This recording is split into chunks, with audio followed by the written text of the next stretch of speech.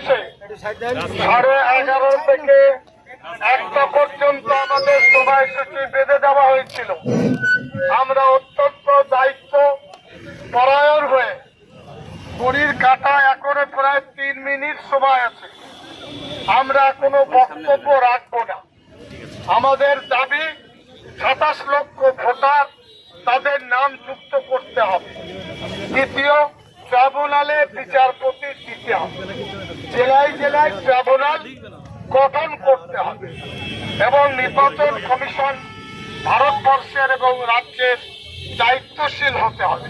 তা নাহলে জেলায় জেলায় আমরা আন্দোলন ছড়িয়ে দেব।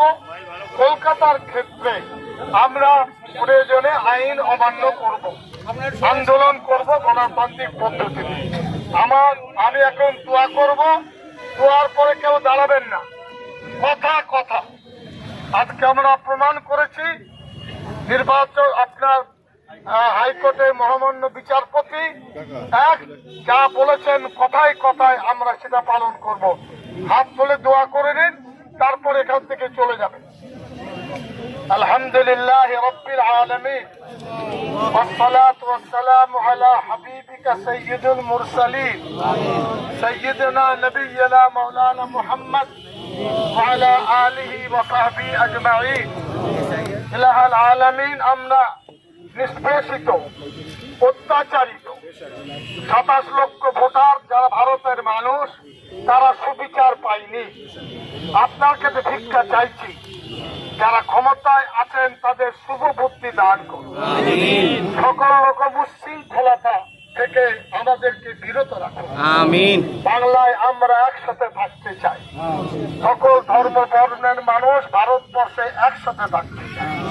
যারা বিচ্ছিন্ন করতে চায় তাদের শক্তিকে দুর্বল করে দিই, তাদের শক্তিকে আরো নিচে নামিয়ে শুভ বুদ্ধি দিই। আজ সকলের দোয়া আশীর্বাদে কোর্টের নির্দেশে আজকের কর্মসূচি এখানে আমরা সম্পন্ন করলাম। সকলে ভালো থাকুন। কলকাতার পুলিশ কর্তৃপক্ষকে সাধুবাদ জানাচ্ছি। আপনাদের মধ্যে ভালো মানুষ আছেন, কোনো সন্দেহ নেই। আপনারা সবাই ভালো থাকুন। নির্বাচন প্রক্রিয়ায় এই 27 লক্ষ ভোটার বাদ গেলে বাংলায় কিন্তু বড় রকমের আন্দোলন হবে। আলহামদুলিল্লাহ রাব্বিল আলামিন। আসসালামু আলাইকুম ওয়া রাহমাতুল্লাহি ওয়া বারাকাতুহু। আপনারা সরুন এখান থেকে।